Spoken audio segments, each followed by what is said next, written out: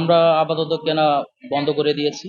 কারণ আমরা দেশের যে রেটে কিনতেছি, আমাদের দেশের বাইরে সেটা বিক্রি হচ্ছে না।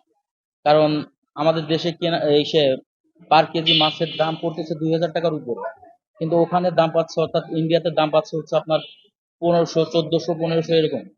তো এরকম ভাবে চলে আমাদের টোটালি মানে মোটামুটি একটা লস প্রজেক্ট।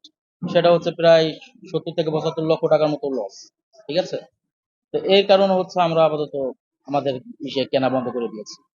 ফার্স্ট টাইম এক চালান পাঠাইছি, পাঠানোর পরে আমাদের যখন লস লস আসছে, তো তখন থেকেই আমরা কেনা বন্ধ করে দিয়েছি।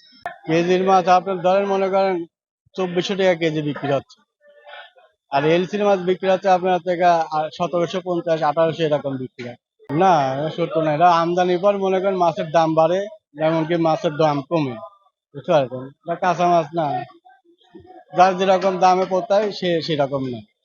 এইটা ধরেন এখন ওখানে করে আমদানি আছে মাছ, এখন ওইখানে করে বাজার খারাপ, এই বাংলাদেশের বাজার ভালো। এখন এই জন্য মনে করেন যারা চালাচ্ছে তারা লসে আছে, লাভে নেই। এখন যারা ব্যবসা করে তারা মনে করেন লস দিয়ে হলেও মনে করেন মাছ কিছু পাতাতে হয়।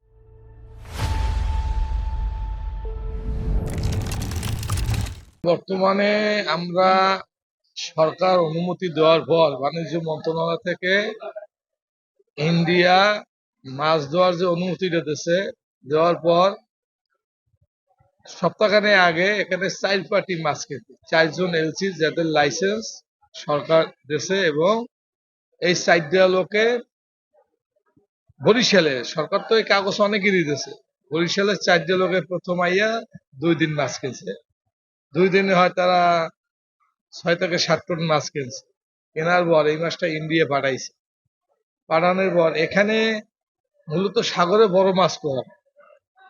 এমনের এই ইলিশ মাছের ব্যবসায় আমার এই 40-50 বছর বয়সে আমি এইভাবে বড় মাছ যে নাই, কম আমি আর দেখিনি এই বছর। টোটালি নির্ভর করে যে সমস্ত প্রতিষ্ঠানকে রপ্তানির অনুমোদন দেওয়া হয়েছে, কি শর্ত সাপেক্ষে বা কত দামে বিক্রি করবে, সেই অনুযায়ী যারা এই অনুমোদন নিয়েছে তাদেরও নিশ্চয়ই ক্যালকুলেশন আছে কিভাবে রপ্তানি করে তাদের কতটা লোকাল মার্কেট থেকে রপ্তানি করবে, কত করে কিনবে, ওখানে কত করে বিক্রি করবে।